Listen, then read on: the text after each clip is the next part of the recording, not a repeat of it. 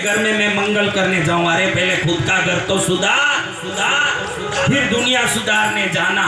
गुरुजी की कथा 14 दिन में पूरे हल्द्वानी का मंगल करने वाली कथा है। जय गुरुदेव। ऐसा नहीं कि खाली भागवती किया, कल देखा बच्चे कितने खुश थे, देखा घर में आके बच्चों ने क्या बोला, क्या बोला बच्चों ने, 1000 टीचर एक तरफ, सनातन धर्म का ज्ञान एक तरफ है। 1000 टीचर एक तरफ, सनातन धर्म का ज्ञान एक तरफ है। बिजनेसमैनों ने बोला कि हम तो बिजनेस करते ही रह गए, ये साधु महाराज हमारे बिजनेसमैनों के ऊपर सोने का वर्क लगा दिए। देखो बच्चे कैसे खड़े, कल देखा ऐसे खड़े बच्चे, सब बच्चे प्रसन्न होकर जा रहे हैं बच्चे। लेकिन अभी छुट्टियों के दिन है आपके बच्चों के, मैं पूछता हूँ उनको घर में पड़े रख के मोबाइल देखने क्यों देते हो मेरी बच्चियों?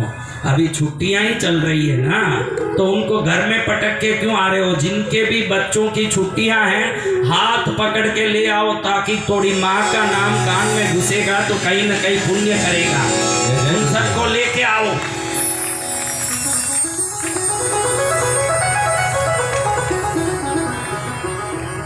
अब देखो मैं आपको बताता हूँ कि ये देवताओं के शरीर से एक रोशनी निकलती है। क्या निकलती है? रोशनी। आपने कैलेंडर में देखा होगा मेरी बच्चियों के, कृष्ण के पीछे रोशनी दिखाया, देवी के पीछे रोशनी दिखाया, आपने कैलेंडर में देखा जी भगवान। अब कोई भी चीज निकल रही है तो खत्म होगी कि वैसे ही रहेगी? आज बहुत गूढ़ बात समझ लो, ये बहुत काम आएगी आपको, ये आपके वो रोज के घर के विधान को सुधार देगा, इसलिए ये जरूरी है, ये अच्छे से सुनो। अब देखो कोई भी पानी को उबालते हो तो पानी खत्म हो जाएगा उबलते उबलते, कि ऐसे ही रहेगा? खत्म हो जाएगा। तो ये देवताओं के शरीर से जो रोशनी निकल रही है तो खत्म होगा कि ऐसे ही रहेगा?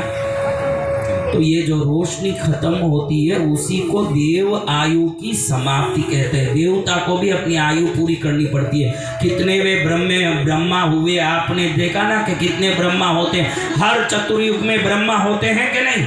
जी भगवान। तो पहले वाले ब्रह्मा कहाँ गए? उनकी शरीर की रोशनी खत्म होना ही उनका एक्सपायरी डेट है, वो खत्म हो गए, दूसरे आ गए। समझ रहे हो ये बात? अब समझो हमारी गाड़ी में पेट्रोल खत्म हो रही है, आप क्या करोगे? यानी पेट्रोल खत्म हो गई इसलिए गाड़ी को बेच दोगे? नहीं। तो क्या करोगे? पेट्रोल भरेंगे। पेट्रोल भरोगे। तो हमारे ऋषि मुनियों ने सोचा कि हमारी जो स्थूल शरीर है मनुष्य की, ये हड्डी से बनी है, ऊपर मांस भरा है, उसके ऊपर चमड़े से ढका है। स्थूल होने से स्थूल भोजन करते हैं तो हमारी गाड़ी चलती है, हमको भूख लगती है, खाते हैं, गाड़ी चलती है कि नहीं? तो सूक्ष्म रूपी देवताओं के न हड्डी है, न मांस है, न चमड़ा है, वो सूक्ष्म रूप है। स्थूल रूपी शरीर स्थूल भोजन लेता है, सूक्ष्म रूपी शरीर क्या करेगा हमारा? और इधर से रोशनी भी निकल रहा है और उनकी आयु खत्म हो रही है।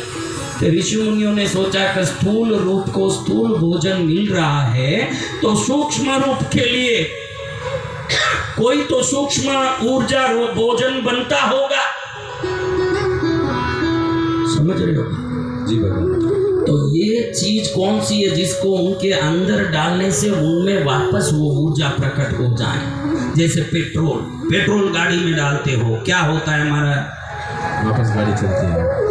भोजन पेट में डालते हो, क्या होता है हमारा? क्या होता है?